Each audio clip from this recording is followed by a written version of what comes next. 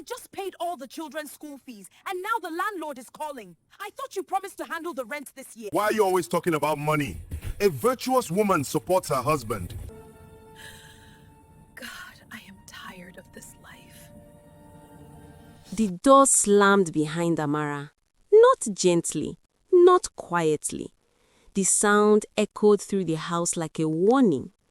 Kola looked up from the television, startled. "What is wrong with you?" he barked. Amara didn't answer. Her chest rose and fell rapidly as she dropped her handbag to the floor. Her hands were trembling, not from weakness, but from everything she had been holding in for too long. "Why are you behaving like this?" Kola added. "Do you know the time? My stomach has been singing since 5 o'clock. Where is my food?" She laughed. It slipped out of her before she could stop it. Short, hollow, almost dangerous.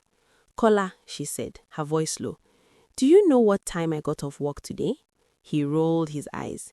Instead of answering, she bent to pick up the heavy shopping bags she had carried all the way from the bus stop. "Help you?" he scoffed when she struggled. "I'm not your houseboy. Cooking is your job. Hurry up."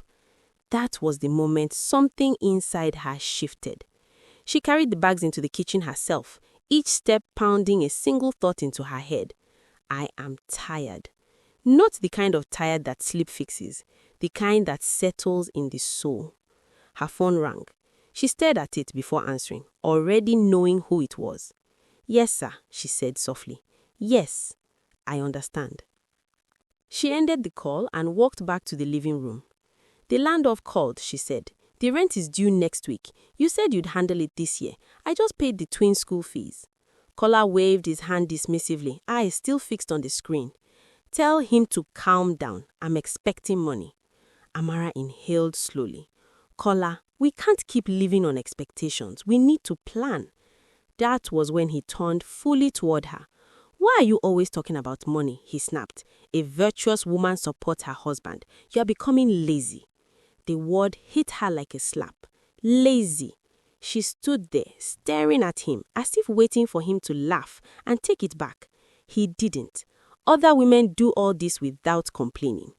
Amara felt heat rush to her face. "Lazy," she repeated. "I pay for the roof over our heads. I buy the clothes on your back. I cook, I clean, I work full time, while you sit here watching TV." Kola stood up abruptly. "I give you the honor of being Mrs. Kola. If you are tired, quit your job and stay home. But don't expect me to turn into a woman and help you." Silence filled the room. Amara turned away before he could see the tears burning her eyes. The next morning, her body moved on habit. Uniform, bus, walk. At the hospital, the nurse wrapped the blood pressure cuff around her arm. "Relax," she said gently. Amara smiled weakly. "How can I?" she thought. She leaned against the wall later, pressing her palm to her forehead. "God, I am so tired." But tired didn't stop responsibility. By evening, she called Kola. "I have a double shift," she said. "I won't be home until midnight. The money for the NEPA bill is on the center table. Please pay it before the office closes." Kola sighed loudly. "Is that all, or do you need my blood too?" "There's stew in the fridge," she continued, her voice steady despite the sting. "Please warm it for the children. Don't leave it cold." There was a pause. "Please," she added quietly. After hanging up, Kola laughed to himself. "This woman just likes to stress my life." He locked the door and went out to meet his friends.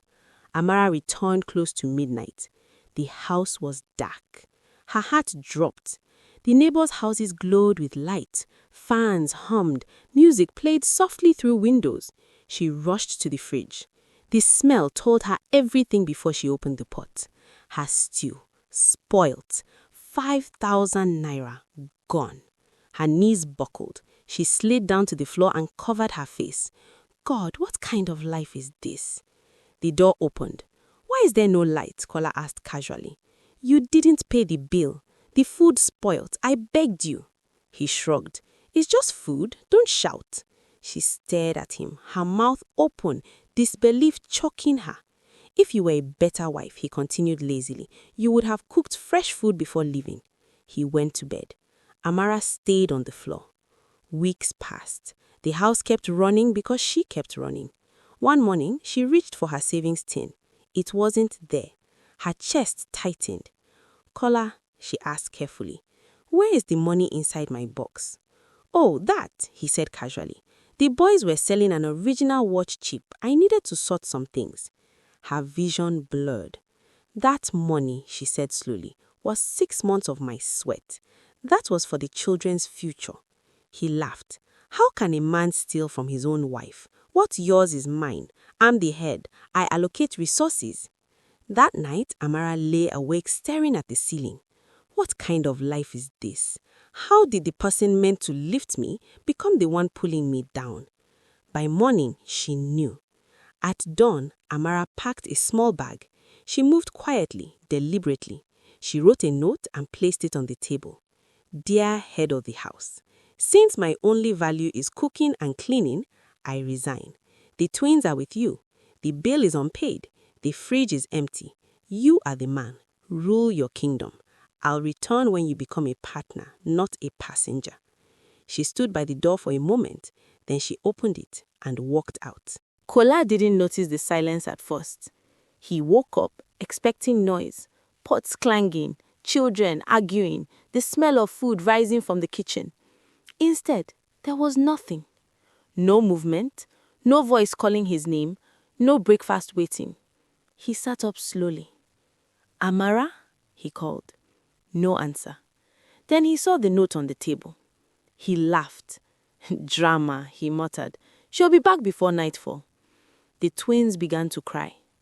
Kola sighed loudly, irritation already crawling up his spine. "Why are you shouting like this?" he snapped, dragging himself out of bed. "Your mother just wants attention." The children didn't stop. The house was dark. The fan was still. Sweat clung to his skin. He walked into the kitchen and froze. Empty fridge, dirty plates, no stew, no water boiling. "What kind of joke is this?" he muttered. The words from the note echoed in his head. "Rule your kingdom." By afternoon, hunger set in. The twins wailed continuously, pulling at his clothes, their voices sharp and endless. "Enough!" he shouted. "Can't you see I'm tired?" They screamed louder. Kola stared at the stove as if it were a foreign object. He poured water into a pot and stared at it. "How does she light this thing?" he muttered. After several attempts, the noodles went on. He walked away. Minutes later, smoke filled the room. "My food!" he shouted, pushing back. The noodles were burnt beyond recognition. He sank into a chair, chest heaving. "What kind of life is this?" he whispered. He grabbed his phone and dialed Amara. Voicemail. Again. Voicemail. Again. By nightfall, the children were still crying. There was still no light. There was still no food, and sleep refused to come. The second day was worse. The twins screamed non-stop. Neighbors peeped through their curtains. Kola's phone buzzed. He sighed in relief. "Funke," he said desperately, "please come and help me. Amara left 2 days ago. I'm dying here."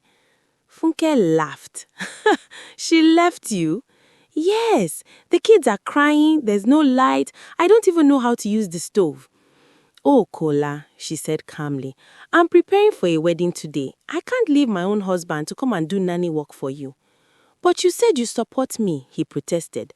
"I support you as the head of the house, not as the helper." The call ended. The door banged. "Kola, where is my rent?" Wistade shouted. "Open this door." Kola pressed his back against the wall, panic flooding his chest. "Please," he whispered, "just 1 more week." "If you don't pay," the landlord snapped, "I'll throw you out." The door shook with another knock. The twins cried harder. Kola slid to the floor. "How did she do this every day?" he whispered. "How did she make it look so easy?" That night, he didn't sleep. He didn't eat. He didn't watch TV. He thought. For the first time in years, he thought about the rent she paid, the food she cooked, the bills she managed, the way she carried the house quietly. He realized something heavy. The crown he wore had always been imaginary. By afternoon, Desperation replaced pride. Funke had sent him an address. He stood outside the gate, hands shaking. The door opened. Amara stood there. Calm, clean, peaceful. Kola dropped to his knees. "I'm sorry," he sobbed. "I was blind. I never knew how heavy the crown was until you left."